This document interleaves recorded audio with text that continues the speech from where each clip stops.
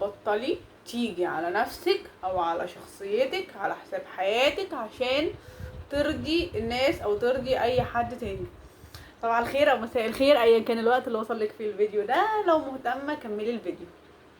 ازاي تعرفي ان انت بتيجي على نفسك عشان الناس؟ لو حاسه ان انت طول الوقت بتوافقي على حاجات انت مش مرتاحه لها، مش عايزاها، تربيتك، نشأتك، دماغك، مخك، مزاجك بيقولك لا، يبقى انت كده بتسعي لرضا الناس او لارضاء رغبات الناس.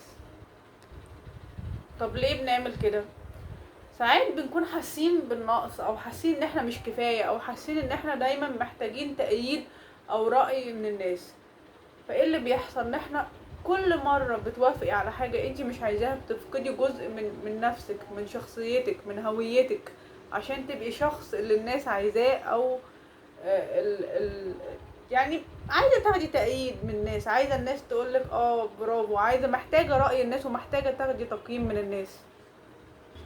اول حاجة بلاش الاثار اللي بلا هدف، وحطي تحتيها 1000 خط. يعني ما تقدميش تضحية محدش طلبها منك، ما تقدميش حاجة قوية قوي او تتنازلي عن حاجة مهمة قوي بالنسبة لك عشان حد او عشان الناس تكون راضية. عشان صدقيني ومن قلب الحدث، ودي انا جربتها كتير، هيتقالك محدش يضربك على ايدك، محدش طلب منك تعملي كده، ما تعمليش كده. وفعلا محدش مضطر يدفع تمن تضحية هو ما طلبهاش. لو انت عايزه تعملي كده، يعني انت الموضوع مش هيجي عليكي، مش هيضرك، اعملي، بس اعملي حسابك ان محدش مضطر يدفع تمن ده. اعملي الخير وارميه البحر. يعني انا عملت كده خلاص، انا مش فارق معايا، انا عملت كده عشان حاسه ان انا عايزه اعمل كده، مش عشان انا منتظره مقابل او منتظره شكر او منتظره شهاده تقدير او ان انتوا تسقفولي يعني. او تاني حاجة، اعتمدي دايما اعتمدي دايما على نفسك في تقدير ذاتك، مش على الناس التانية. يعني اقعدي مع نفسك بصراحة، قدري نفسك كده وقولي انا عندي كذا، انا عندي عيوب كذا، بس انا عندي مميزات كذا، عندي نقاط قوة كتير اقدر ان انا اشتغل عليها، ان انا احسن من نفسي. انا عندي عيب في الحتة دي، انا هحاول ان انا اشتغل عليه، ان انا اتخلص منه او ان انا اغيره او ان انا احسنه، او حتى ان انا ادريب بنقاط القوه التانية الموجوده الكتير، او ان انا ازاحمه بحاجات تانية.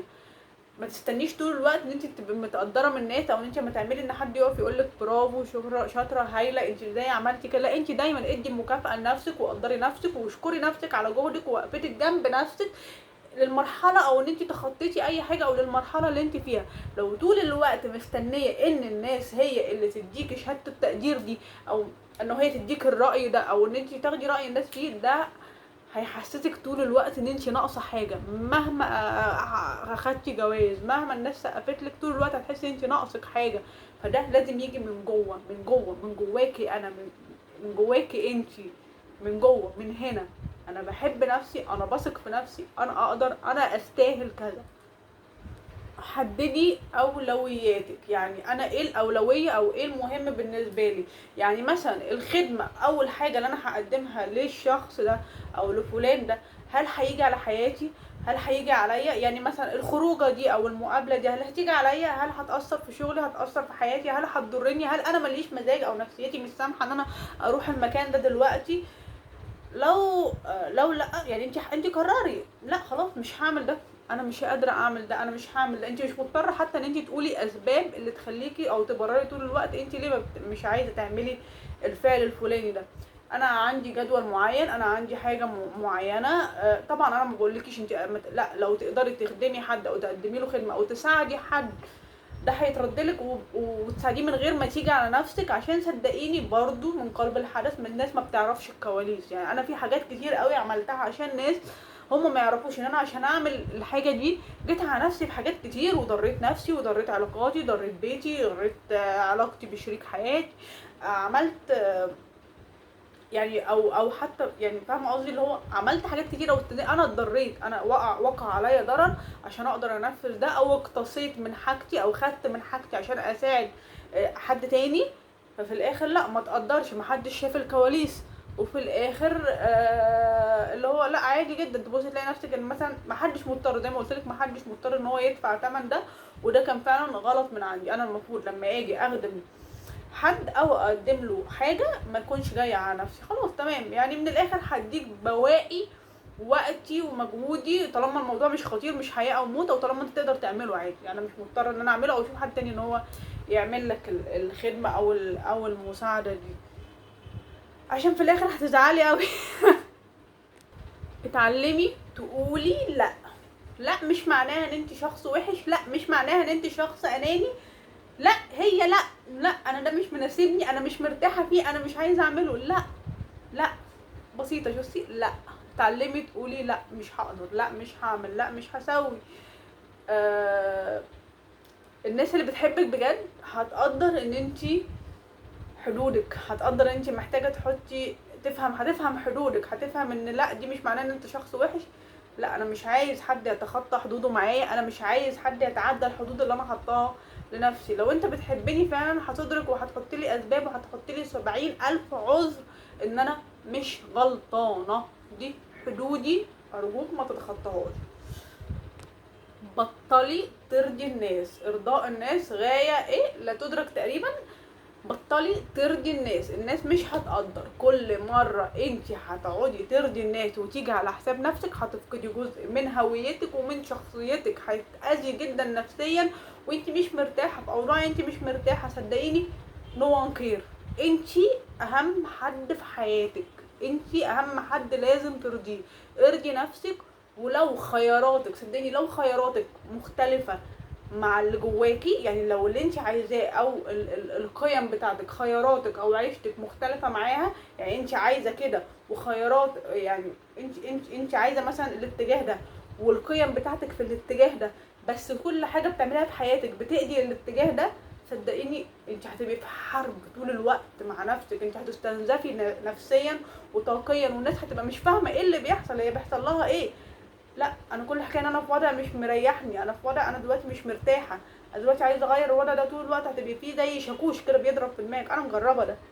طول الوقت هتحسي ان في عفوا ان في ناقوس خطر كده بيضرب، طول الوقت في شاكوش بيضرب في دماغك. يعني انا عن نفسي عن تجربتي لما بعمل حاجه انا مش مرتاحه لها طول الوقت بحس بصراحه انا متضايقه، انا مخنوقه، انا مش عارفه انا ليه عملت كده، انا مش عارفه مين. وفي الاخر والله في كل مره ما اخترتش نفسي واخترت ان انا اريح حد تاني او ان انا اعمل حاجه تحت مسمى الخير او ان هو خلاص معلش مش مشكله حاجه على نفسي شويه، والله والله والله في الاخر باخد على دماغي، وفي الاخر بيتقال لي ما حدش طلب منك ده، او انت فاهمه غلط، او انت اللي انت عملتيه ده غلط، احنا ما طلبناش منك ده، ما حدش ما بيدي فعلا ما حدش مضطر ان هو يدفع مقابل حاجات انت قدمتيها او تضحيات انت عملتيها. اختاري نفسك انت الاول، اشتغلي على ثقتك في نفسك. كل خطوة او حاجة انت هتعمليها او تطور هتقدميه في شخصيتك او هيقربك من هدفك، صدقيني انت ده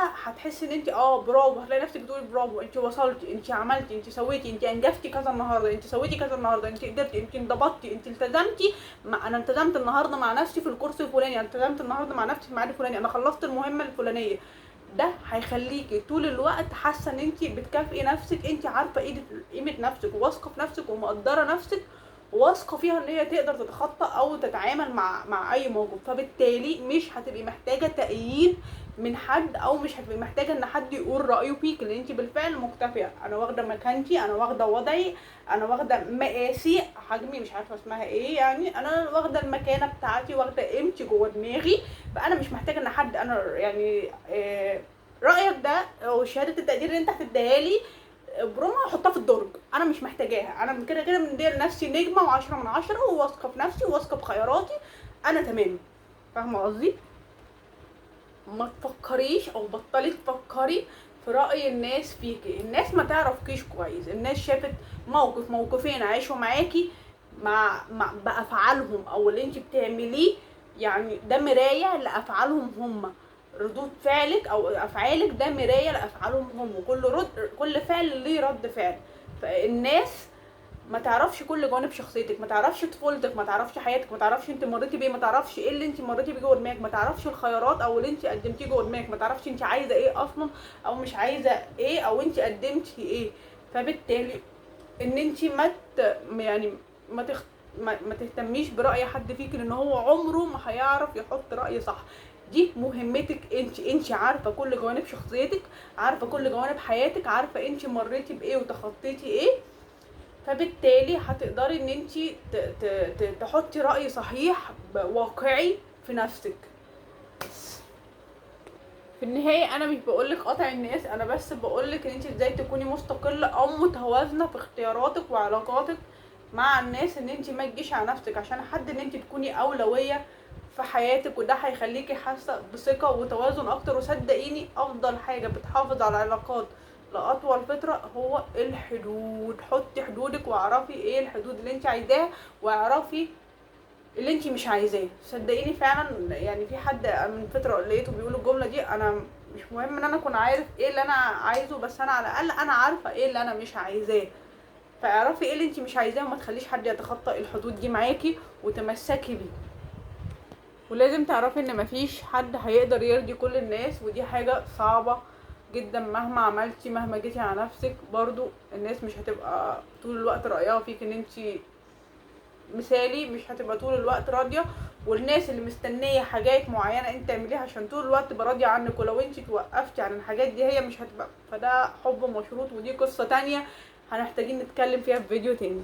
انا بقولكيش تكوني انانيه، ما بقولكيش، انا بس كل حكايه ان انت لازم تبقي انت اولويه واول شخص في حياتك، ان انت تكوني مرتاحه نفسيا وجسديا، دي حاجه مهمه جدا.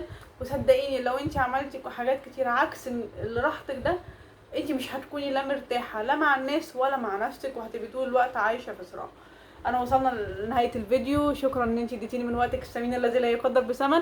اتمنى لو الفيديو عجبك ان تعملي لايك وسبسكرايب عشان تشوفي فيديوهات تانية. شكرا.